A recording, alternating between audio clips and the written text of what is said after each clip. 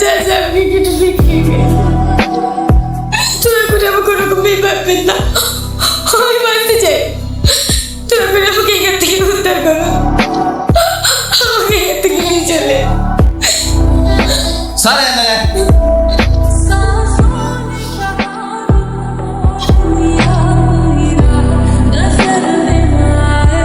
এই টিঙ্কু চল। কি ব্যাপার গুরু, এত তাড়াতাড়ি চলে আসলে যে? চল গাড়ি থেকে বলছি।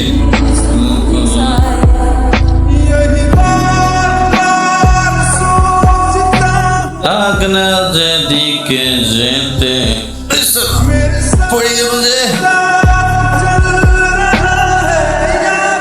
চলুন চলুন, আপনার লাগেনি তো? হোটেলের মেয়েটার মতো লাগছে। আপনি ঠিকই দেখছেন, আমি ওই মেয়েটা। আমি আপনার গাড়িতে পালিয়ে এসেছি। এবার এখান থেকে পালিয়ে যা। এত রাতে আমি কোথায় পালাবো? এই এখানে না, এটা আমার ঘর। বাইরে যা করে একটা জায়গায় শুয়ে পড়। এইখানে মদের বোতল ছিল, কোথায় রেখেছো? সব খেলে শরীরের ক্ষতি হয় তো, তাই আমি ফেল দিয়েছি। কি? আর হ্যাঁ, সন্ধ্যার পরে যেন তোমাকে আমি না দেখি, কথাটা যেন মাথায় থাকে।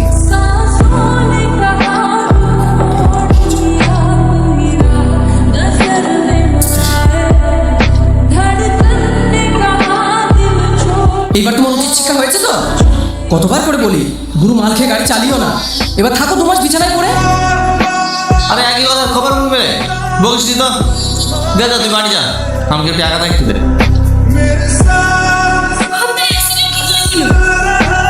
কি ব্যাপার, তুমি এখনো যাওনি? তোমাকে বলেছিলাম না সন্ধ্যার করে চলে যেতে। যাও যাও যাও যাও। আপনাকে এই অবস্থায় দেখি? আমাকে নিয়ে তোমাকে ভাবতে হবে না, তুমি চলে যাও।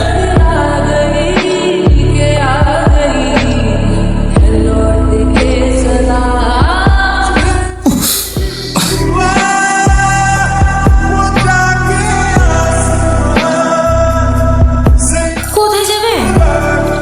একটু বাথরুমে যেতাম।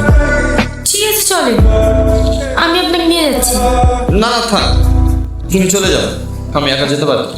আর আনতে পারবেন না, চলেন।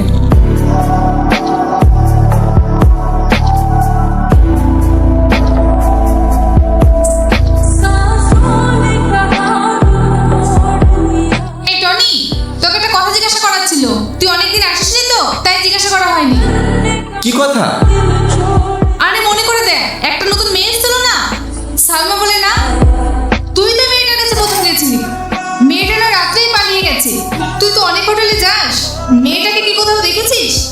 পালিয়ে যাবে কোথায়, খুঁজে বার করবো।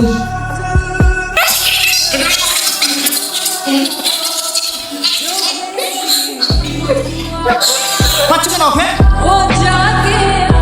শোন টনি, তুই বাইরে যা খুশি তাই করবে, আমরা দেখতে যাবো না।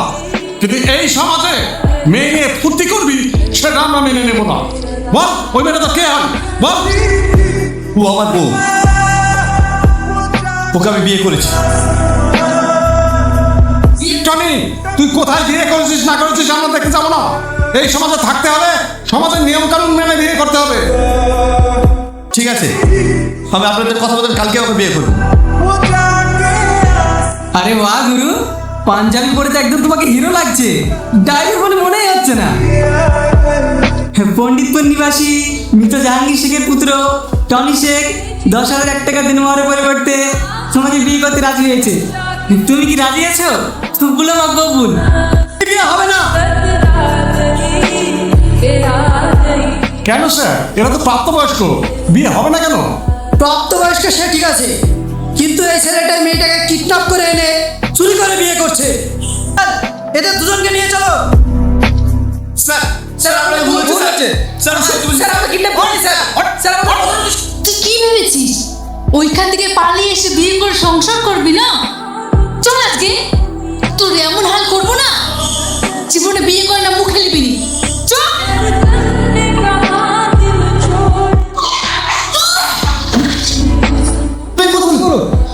বস, এর মনে মাথা আঘাত পেয়েছে, একে তাড়াতাড়ি হসপিটাল নিয়ে চলো।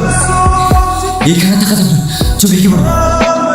ডাক্তারবাবু, মেয়েটি কেমন আছে? দেখুন, মেয়েটা মাথায় চোট পেয়েছে, তাই সাময়িকভাবে ওর স্মৃতিশক্তি হারিয়ে ফেলেছে। মা, তোমার নাম কি?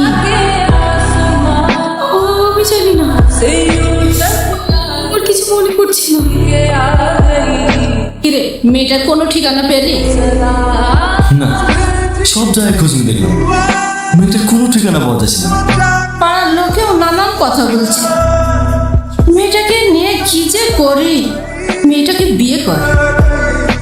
এটা তুমি কি বলছো মা? মেয়েটার কোথায় বাড়ি, কি পরিচয়, কিছুই তো জানা নাই। তাহলে ওকে কি করে বিয়ে করি বলো? ওর একটাই পরিচয়, ও খুব ভালো মেয়ে। আমাদের পরিবারের সঙ্গে ও পুরোপুরি মিশে গেছে। কি কি তুমি? চিনতে পারছি না আমাকে? এই দেখ, এবার চিনতে পারছি? বিনা দোষ আমাকে জেলে পাঠিয়ে তুই ভালো আরামে আঁকবি না? বাস্তুখানে বাস্তু বল, চান্দা কোথায়? ওকে আমরা সাথে নিয়ে গেছিলাম ঠিকই, কিন্তু গাড়িতে তোলার সময় ও আমার হাতে কামড় দিয়ে পালিয়ে যায়। আমরা ওর পিছনে তাড়া করি। একবার দেখি একটা গাড়ির সাথে অ্যাক্সিডেন্ট করে, আর কোনো খোঁজ পাইনি। মা, এই দেখো কাকে নিচ্ছি, দেখো। কে? টনি, অনেকদিন পর আমাদের বাড়িতে আসলে। তোমাকে বলেছিলাম না, টনি একটা মেয়ের কারণে এত পরিবর্তন হয়েছে, এত ভালো হয়ে গেছে, সে মেয়েটাকে পাওয়া যাচ্ছে না। পাওয়া যাচ্ছে না মানে? মেয়েটা কোথায় গিয়েছে? জানি খালা, জানলে তো হয়েই যেত। আজকালের মধ্যেই তোমাদের বাড়ি যেত নিমন্ত্রণ করতে।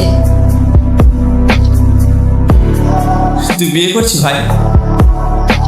হ্যাঁ, 1 তারিখে বিয়ে। মা, আজ তুমি আমার আব্বার সঙ্গে বিয়ে করবে? হ্যাঁ মধু, আজ থেকে আমি তোমার মা।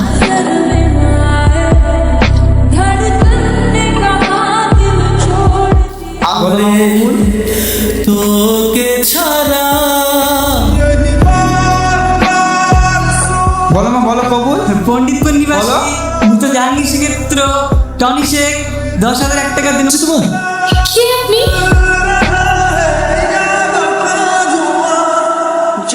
ও আমার টনি কোথায়? আমাকে চিনতে পারছো না?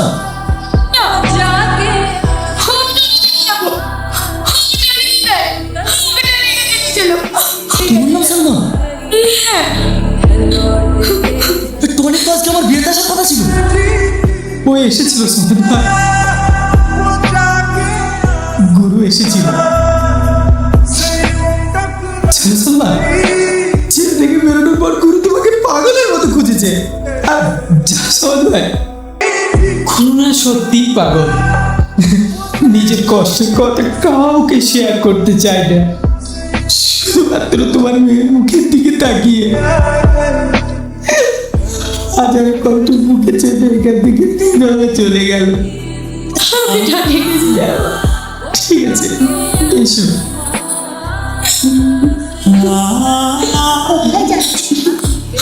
বুড়ি, ওকে ছেড়ে দাও।